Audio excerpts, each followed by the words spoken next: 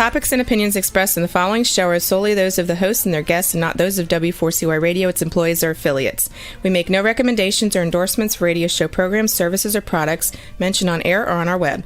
No liability, explicit or implied, shall be extended to W4CY Radio or its employees or affiliates. Any questions or comments should be directed to those show hosts. Thank you for choosing W4CY Radio.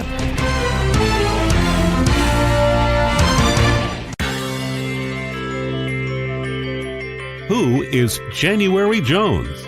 She is not a young, beautiful, talented actress on Mad Men.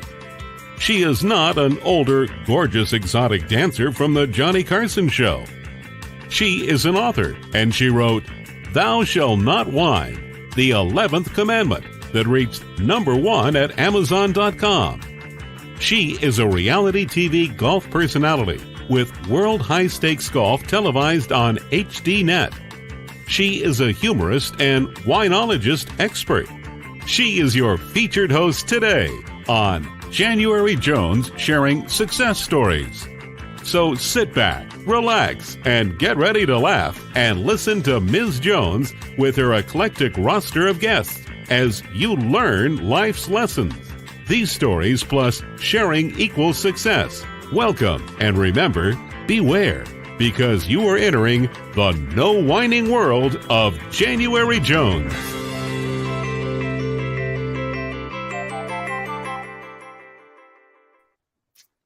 Hello, everyone. I hope you're having a wonderful day. And you know what? It's only going to get better now that you're with us today. I'm January Jones, and I'd like to welcome you to our podcast. Hard to believe. Yes, it is, but it is 2023. And you know, we are all free to agree to do better and to put 2022 behind us and go forward. As you know, I'm doing my new brand, the Rhinestone Glitter Granny. We all wear different hats every day, all sorts of things, mother, wife, friend, grandmother, you name it. And today my hat is lime green because I think it's a fun color and I think it's a great way to start the new year. Now, you know my mantra is to ask good questions in order to get good answers. So now for my listeners, let me ask you a question.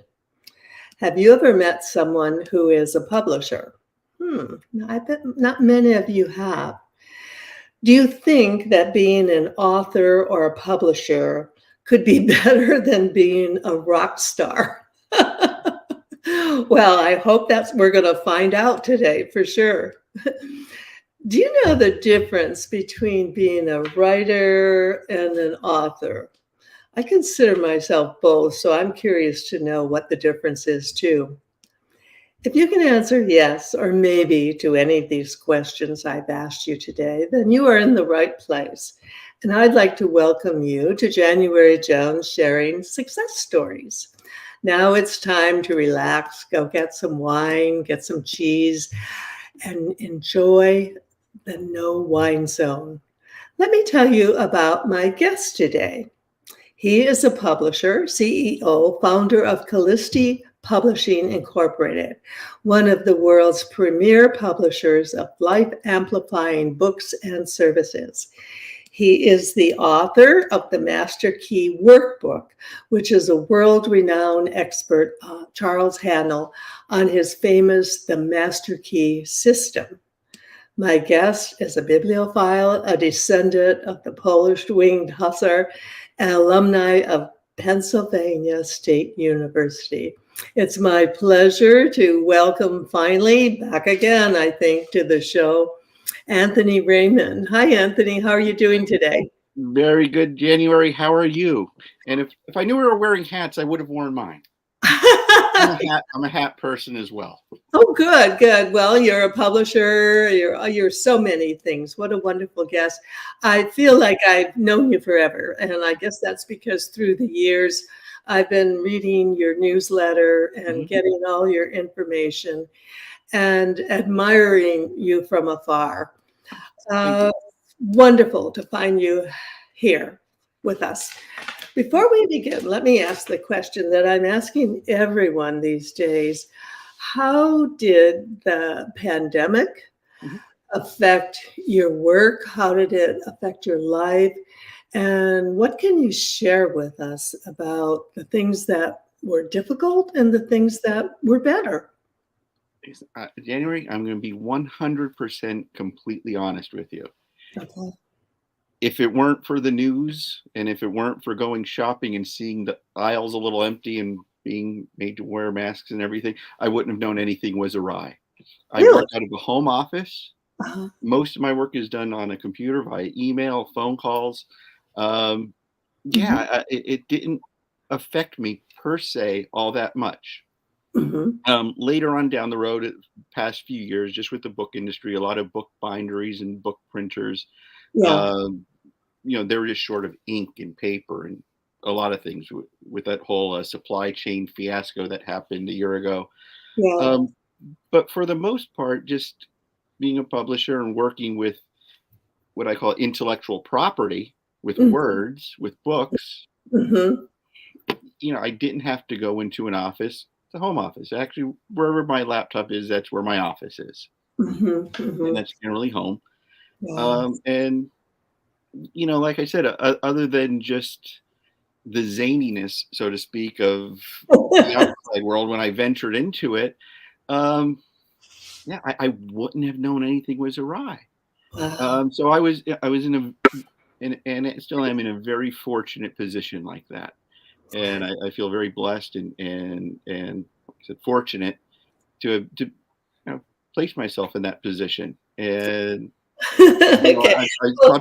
I saw people dance, out of work and Yeah. having to change things. And when I was going to use the word dancing around in the sense of that, they had to reconfigure everything, whereas I just like kind of business as usual. Okay. Yeah, and I'm curious, did you have children? Did you have to homeschool? What about your personal life? How did it impact Well, that? I do not have any children. Now, my wife is a singing teacher, so Oh, her business was turned around yeah. quite a bit. So, she had just rented a beautiful studio in our downtown area, Uh-huh. and boom, okay, no one, and especially with the singing, Yeah. spraying all over the place. Okay, but she transferred all of her lessons online. Oh, she The did. technology is here. She was Zooming. Mm-hmm. And people were looking for an outlet, and she was doing a lot of like pro bono group lessons for people, and it was really wonderful. And in some ways it was, she benefited from it because this was something she was a little hesitant on doing, the telelessons, so to speak. Yeah. Yeah. But when forced in that position, making those changes, boom, there you go. And in some ways it worked out very, very well for her. That's wonderful. I call it the pandemic pause. And it's interesting with all the people that have been on the show sharing their stories. In general, most people have come out of it, in my opinion, in a positive way. It's forced them to step back, think about, reevaluate, and it's forced them to consider new options, new ways of doing things. And, I myself, I was on hiatus when this all happened. I told them I was going on a 6-month hiatus, and it lasted 3 years. Isn't that the case? Yeah, but then when I could see as the pandemic took place that things were changing and the Zoom factor came into all of our lives in a big way, which is what enticed me to come back and do my podcast with a TV option. Because as before, for 10 years, I had been just doing it as radio. So it opened up new opportunities and it made people think in a different way. Don't you agree? Oh, absolutely. On in many different ways, on many different levels. It's, we live through a piece of history, each and every one of us. Yes. And I think the best thing anyone could do is just look back on history see what those people went through. And then it's like, wow, that was our little bit. Yeah. And it was an interesting thing. And, don't want to do it again. Hope it doesn't happen again. I'm with you on that. Let me just ask, how long have you been a book publisher, and what started you on this direction? I've been publishing books for a little over 2 decades now. Believe it or not, I know I just realized that. I'm like, really? I'm like, okay, I guess so. Time flies. I don't know if I was time flies when you're having fun. It's definitely a fun thing to do. I stumbled upon it by accident. I didn't really plan on this. I went to Penn State University. I have a degree in sociology and philosophy. Okay. And I've always had a little bit of an entrepreneurial bent. And I was in another business, aftermarket auto body parts. I was in that business. Okay. That speaks right into books, of course. Naturally. And, these things make sense. Like we could make a movie of this. And but I was always into personal development and self-help. Okay.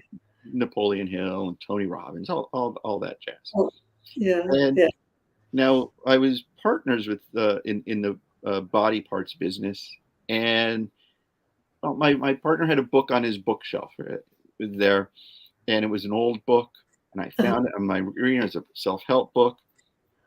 I'm like, I really like this. I go to find my own copy, can't find it because it's so old. It's not in print anymore. Of course, it was in the 19-teens. And so looking for my own copy, I said, you know what, can't find it. So I said, maybe I'll publish it. And boom, I found it. And along the way, that partner and I, we dissolved the business, or we dissolved the partnership. The business still existed. And I went my own way, and I said, I'm going to see if I could publish this as a book. And I went out and bought a computer. So this was circa 1997. So bought a computer of that time, got the software, and just taught myself how to put a book together and publish it. And that was my first book. I put up a web page on, was homepage.aol.com or AOL. Remember those AOL America Online homepages? Oh yes, I do. I know. Put up a web page for it, an advertisement for it, and by a fluke of other circumstances, people found that webpage. A certain group of people found, and they started spreading it. And next year, I didn't even have a physical book in hand, and I was taking checks in through the mail for the book. It was like one of those funny late night commercials. I'm getting checks in the mail. I'm like, yeah, I'm literally. I don't have a product, so I had to literally go and get the product made very quickly. And, I think that's why I love having you on the show, because I think we might have been twins separated at birth. Because I jumped into book. I self-published my first book, and I mean, you haven't lived until you've gone through that experience. No doubt. We all know Mark Twain was terrifically successful self-publishing, but obviously I'm no Mark Twain. Neither am I, but I'm in awe at how fearless we were to try those things back then. I mean, it was unheard of. And this was, I tell all writers now, this was way before you could go to Kindle or any of those, exist. Yeah. So things were a lot different there. But you know what? I wouldn't trade it. It was very exciting. And we really learned a lot. Yeah. And it still is exciting. That's a wonderful book. I love that book. And that's a great cover. That's a good design. Thank you. Speaking of books, now it's time to take a short break. If you're a whiner, or if you know a whiner, do listen. This is for you. Lately, there's a whining epidemic in our world. People are even whining about whining. Are you sick and tired of listening to everyone whining all the time? So was January Jones, the author of Thou Shalt Not Whine, the 11th commandment that reached #1 at Amazon.com. Ms. Jones based her book on a survey of the top 10 things that people whine about at all ages and all stages of life. January is a success coach that can tell you how to help others. When you buy Thou Shalt Not Whine, the 11th commandment, you'll find out what people whine about and how to stop them from whining. This is the perfect gift book to give or get for any occasion.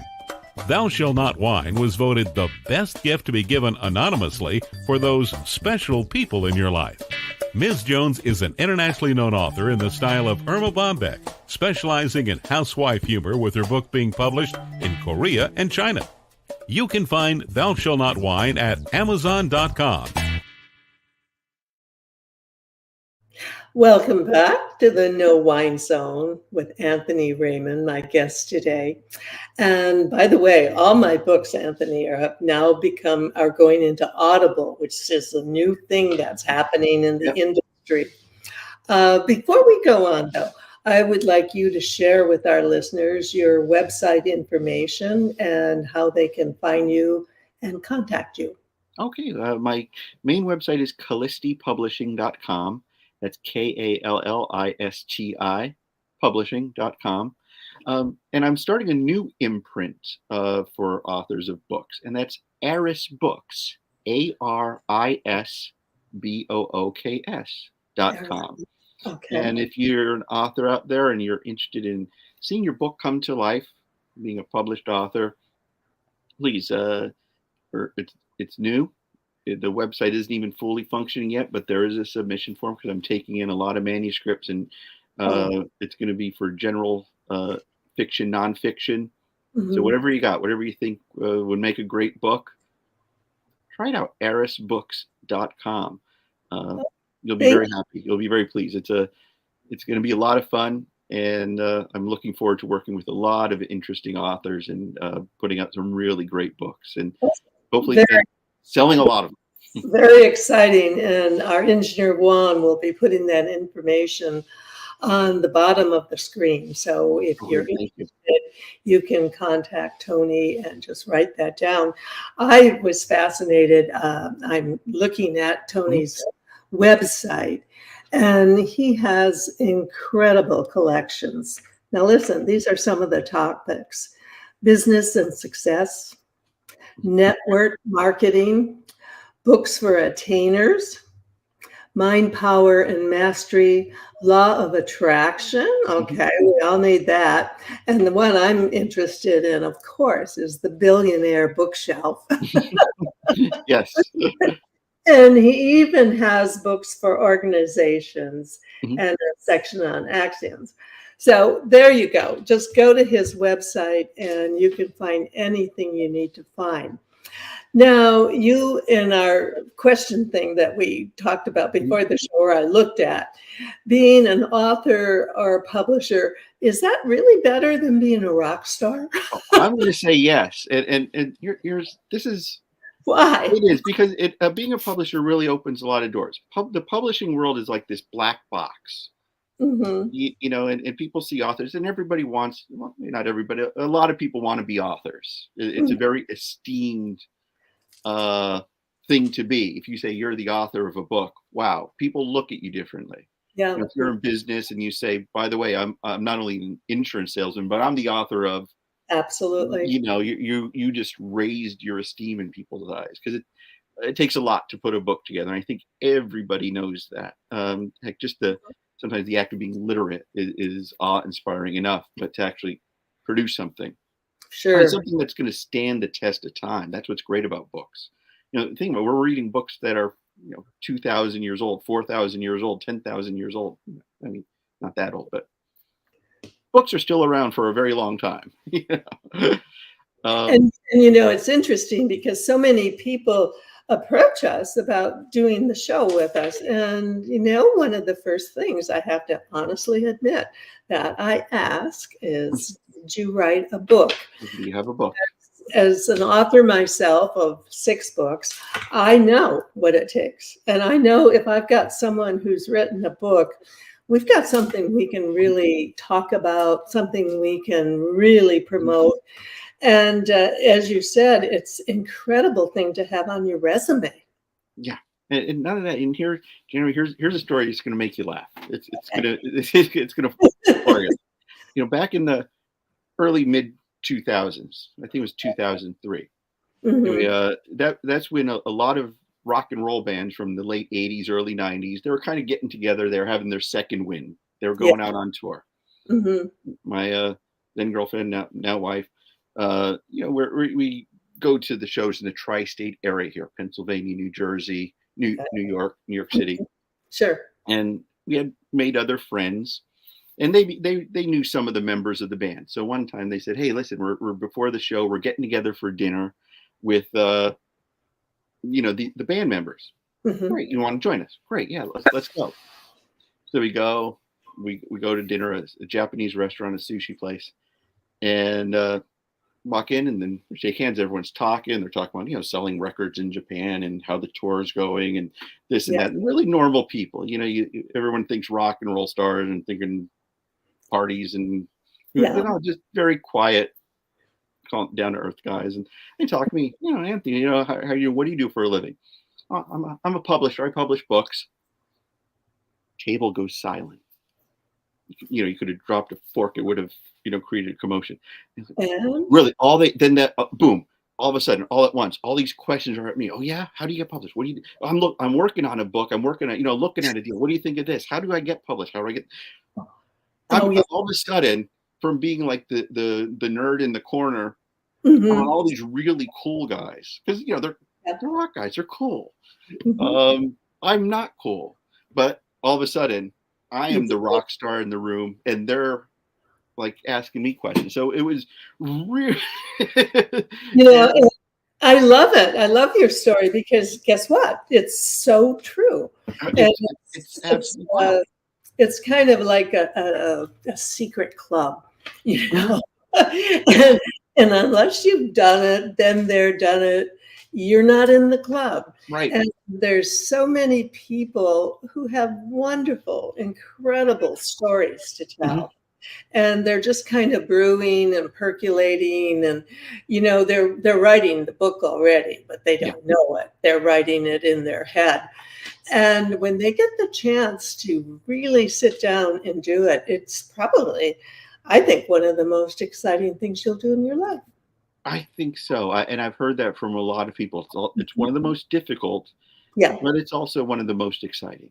And I would also say one of the most rewarding, if not financially. You know, we could all hope for financially, but it's tough. I tell every author, listen, we're ultimately going to sell a product that really nobody wants, because nobody, you know, I say nobody, but nobody likes to read. And, you know, it's tough. You know, there are bad associations with reading. You know, going back to grade school, they used to punish you. You know, if you don't behave in class, you have to go home and read 3 chapters. Oh dear. And even in that, there's just a lot of distractions. There are a lot of things vying for our times, and reading is something that, you know, you have to take time to do. And it has to be, and it's more rewarding than watching TV or in some other avenues, but still, it's something that, you know, most people read, you know, only a few books a year. Yeah. Outliers who have, you know, read absolutely nothing. Okay, forget about them. Then you have the junkies who read an absurd amount of books, and but you're just trying to find your niche and sell your book. And so it's very difficult. So if you can make a living doing it, and that will take time, it's a very fortunate and blessed place to be. And it's a great way to achieve, I'm not going to say immortality, that would be too. We could hope. It's a chance to put your name on something that's going to last. It's going to be there a long, long time, long after you're gone. And, you know, people say, well, plant a tree and it'll go on forever and ever.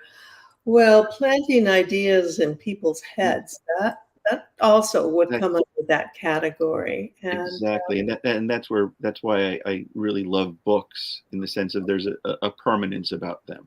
Every book is a statement, is just a moment in time, and it can be evergreen. You know, there are those books that just lasted a long time, from the Bible to, you know, Plato, and, you know, everyone. Speaking about books, I wrote 3 books that are in regards to something that happened 60 years ago, if you can believe it. And all of my Kennedy books have now just come out in Audible. So if you're still wondering who killed Kennedy, I think you might want to explore some of my theories. Let me ask you a question. Are you still wondering who killed Kennedy? Over 50 years later, the assassination is still a mystery. It is unfinished business for our country. Now, get ready for a theory that you've never heard before, but will make more sense than any other conspiracy theory that you've ever heard in the past. January Jones speaks the unspeakable in her book, Jackie, Ari, and Jack, The Tragic Love Triangle, connecting Jackie and Aristotle Onassis romantically prior to JFK's assassination. Did you know that Ari was Jackie's guest in the White House during the JFK funeral? He was the only non-family member who was invited by Jackie to stay there during the funeral. Aristotle Onassis was one of the wealthiest men in the world, with the means, the motive, and the money to order an assassination that was the perfect crime of the last century. Ari needed class, and Jackie needed cash. They were perfect for each other. Now, what is Camelot? It is but another tragic love triangle. Jackie, Ari, and Jack is available at JanuaryJones.com, Amazon.com, and audiobooks.com, read by Ms. Jones.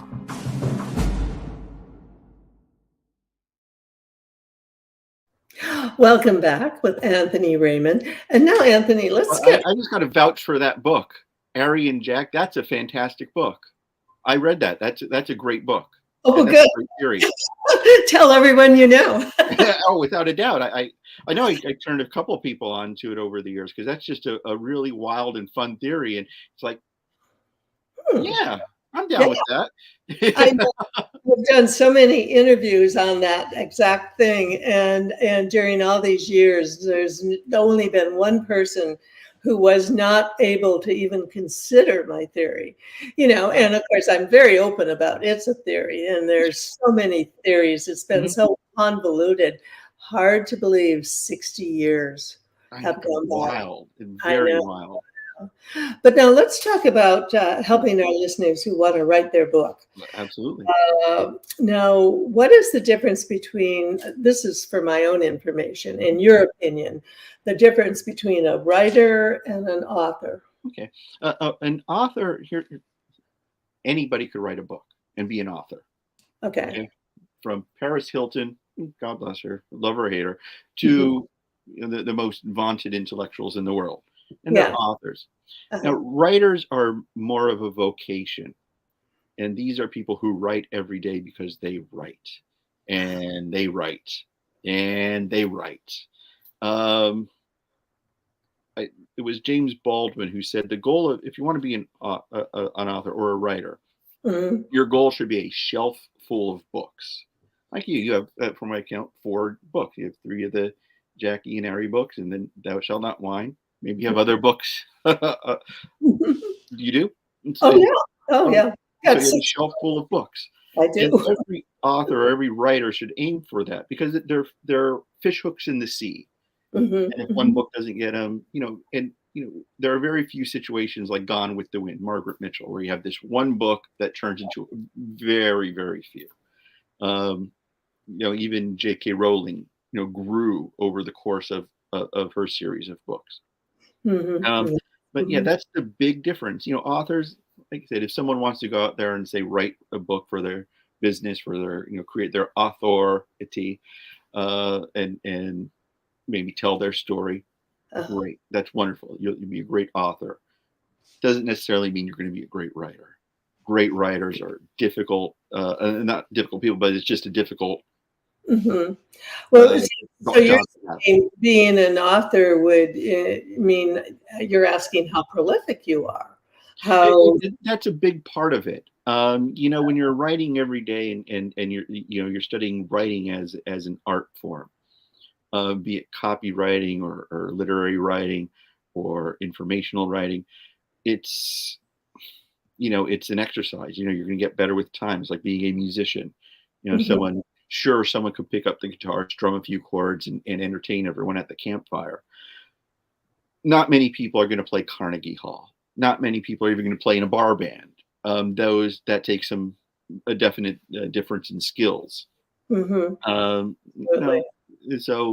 like I said, with an author, anyone can author a book. And it's difficult. It's tough.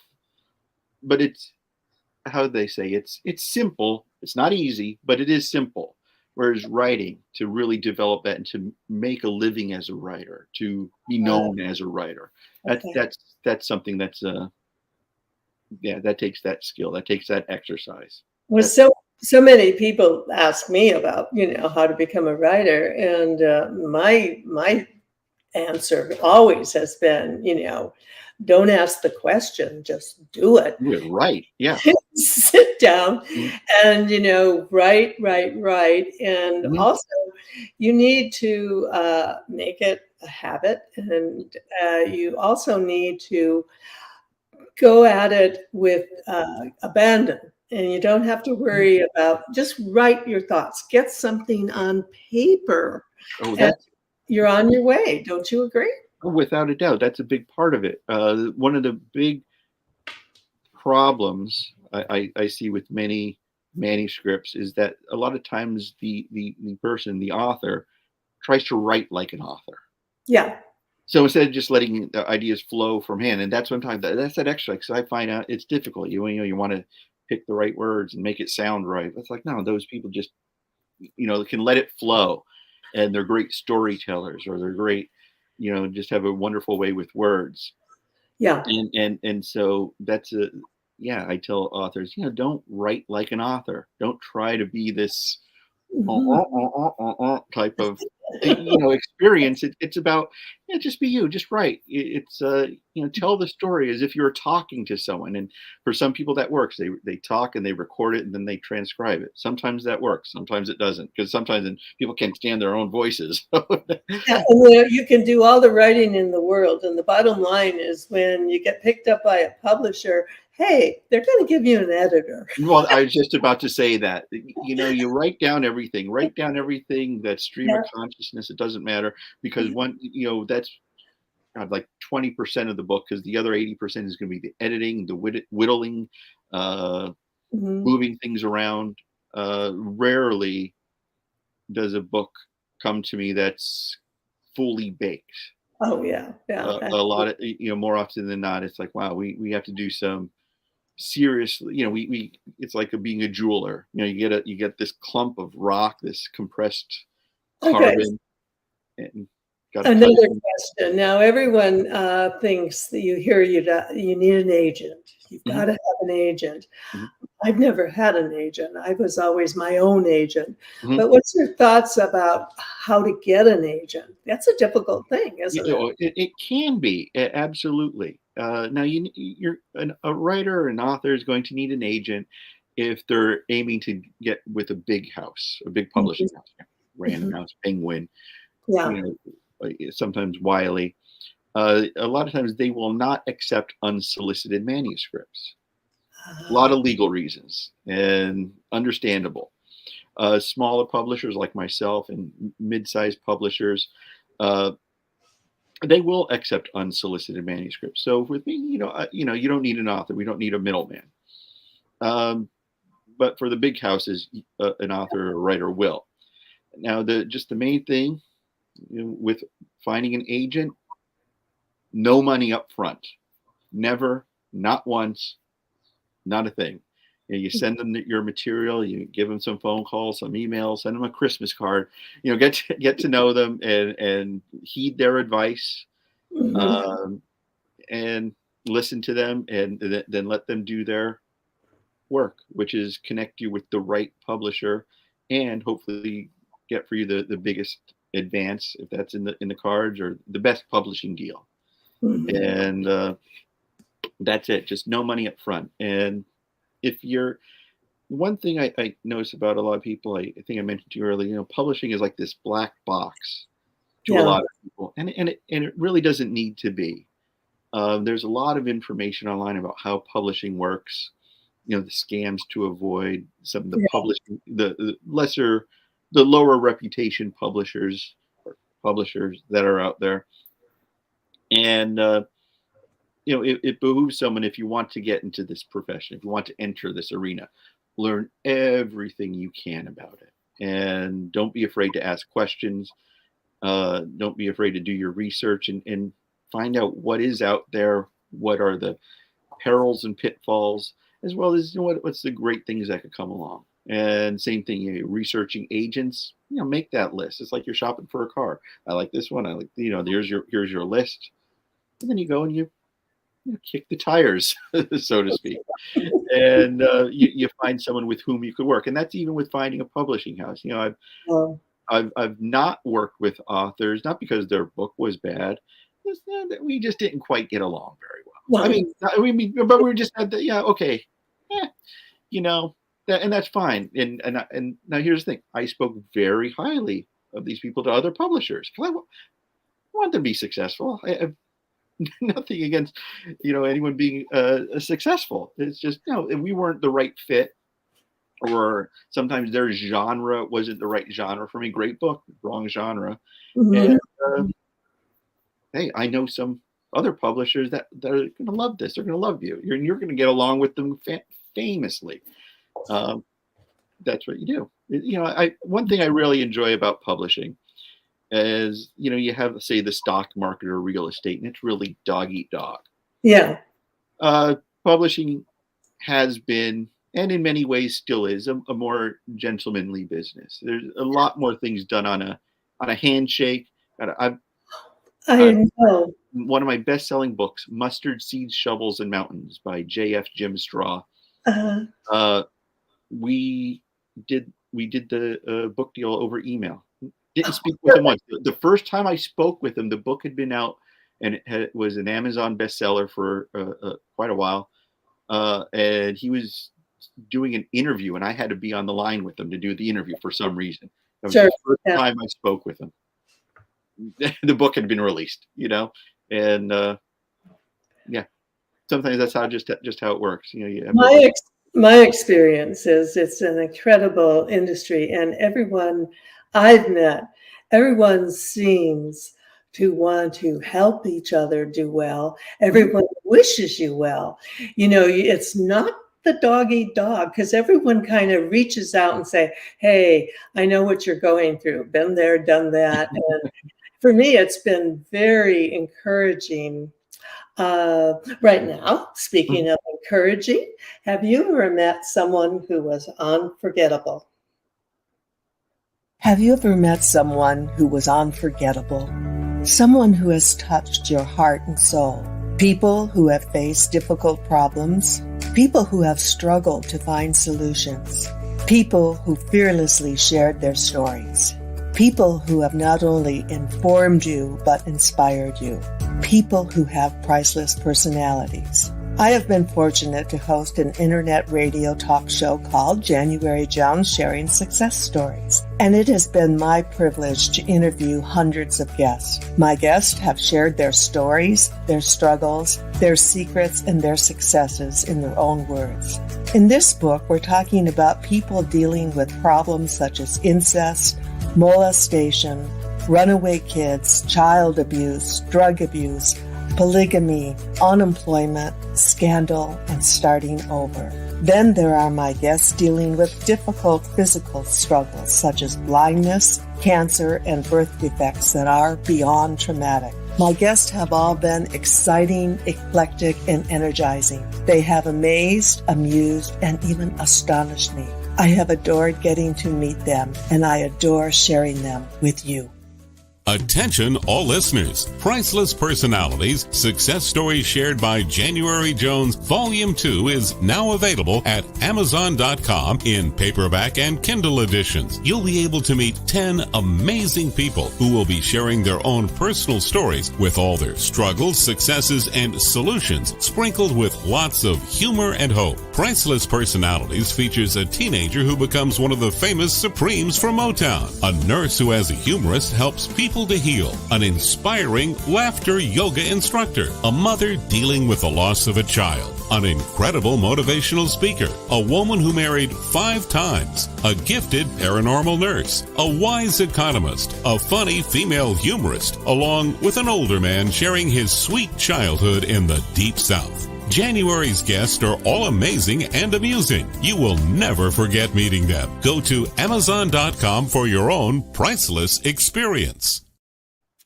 Welcome back with my own priceless personality today, Anthony Raymond.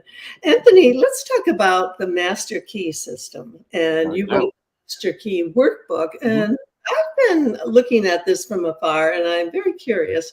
What can you tell us about this?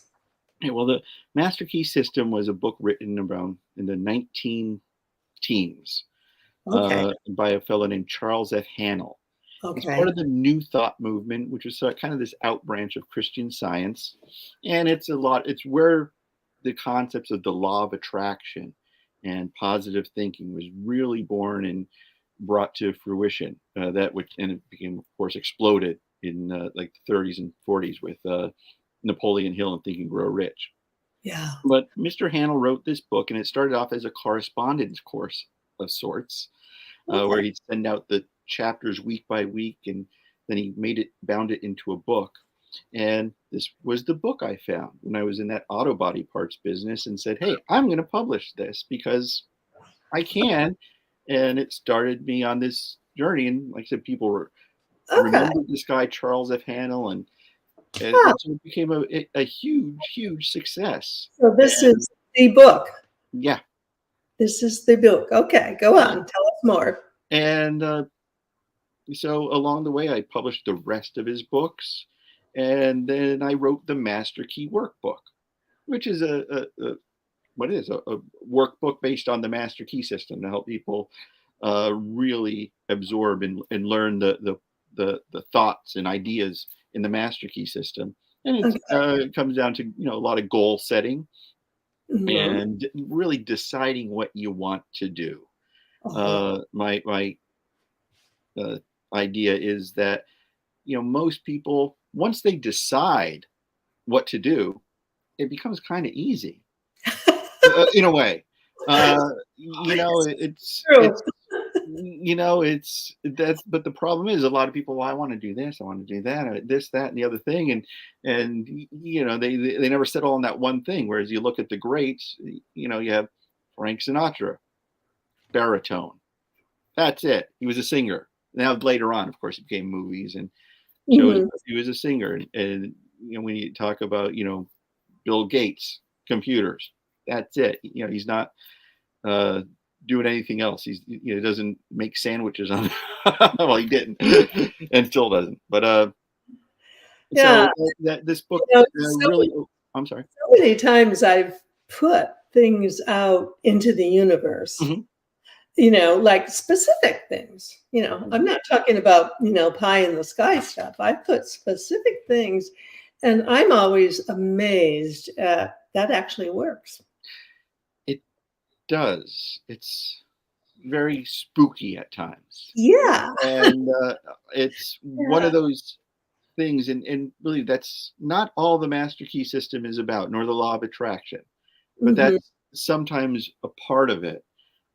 It's also a matter of, as you Mr. Haanel had this great quote, and I use it in a lot of things. You first must have knowledge of your power. Second, the courage to dare. Third, the faith to do. And that's both the Master Key system, in my view, a lot of life in a nutshell. You first have to have the knowledge. You have to know. Yeah. You have to learn. But then you have to have the courage to actually go out there and do something with it. Yeah. And a lot of times that courage is enough because you have to have that faith.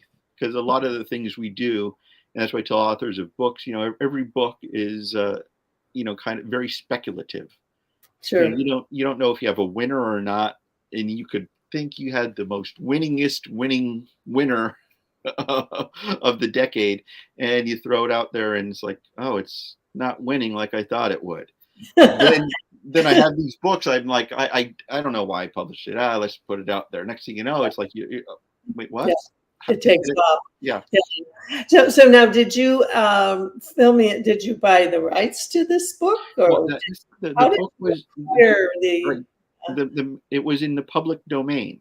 So the raw book itself, and then came in and published that. I added a lot of footnotes because I kept all the language intact. What a lot of some editions of the book, after mine came out, they changed it. They tried to modernize it and put different spins on it. And I always wanted, I like having an author's original words there. Yeah. Mm-hmm. And that was very important to me. It still is. And did you ever hear from his family? I did. I've heard from grandkids and great grandchildren. Oh, okay.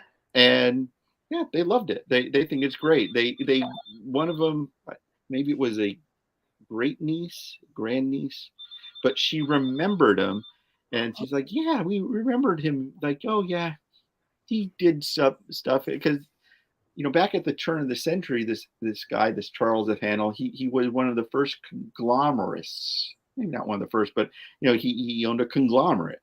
Oh, okay. And then he got very successful. He was very successful, and then he got into these books and was very successful in that.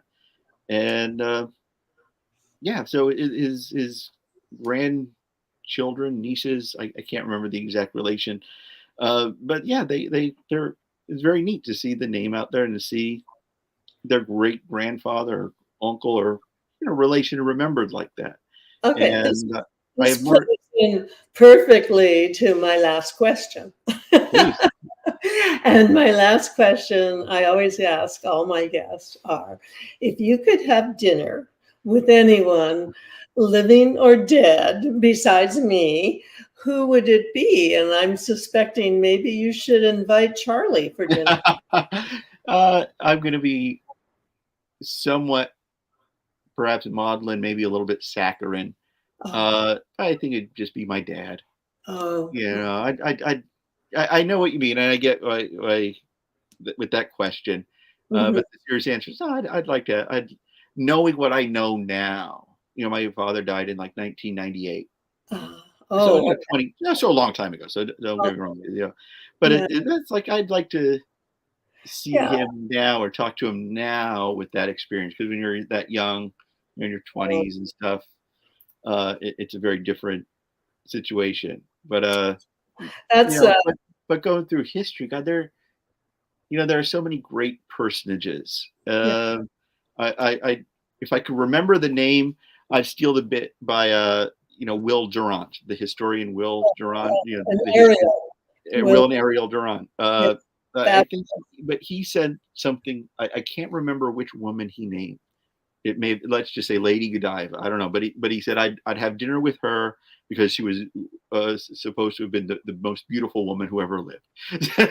So I'll steal his bit and without her clothes, with her, let's I get it. This has been so much fun, and I've looked so forward to having you. And to my dear listeners, I hope you've enjoyed our time together.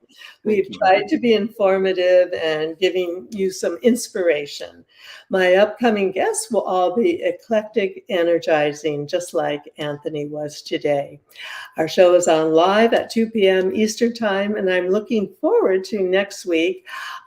Animal expert, a pet expert, Larry Grogan. He will be on the show. Now, my 79, actually almost 80 in 2023, wow, for the year, is the most expensive vehicle to operate anytime in your life is by far going to be the Costco shopping cart. So there you go. Signing off from the Glitter Granny. I'm so happy to have spent some time with you. Thank you for entering the No Wine Zone, and please share our stories with everyone you know. Remember, stop whining and then start smiling. And if that doesn't work, then you can just start eating chocolate, lots and lots of chocolate. Again, thank you so much to Anthony Raymond. It's been so delightful to meet you and spend time with you. And to my listeners, take care and stay safe until we meet again, hopefully next week.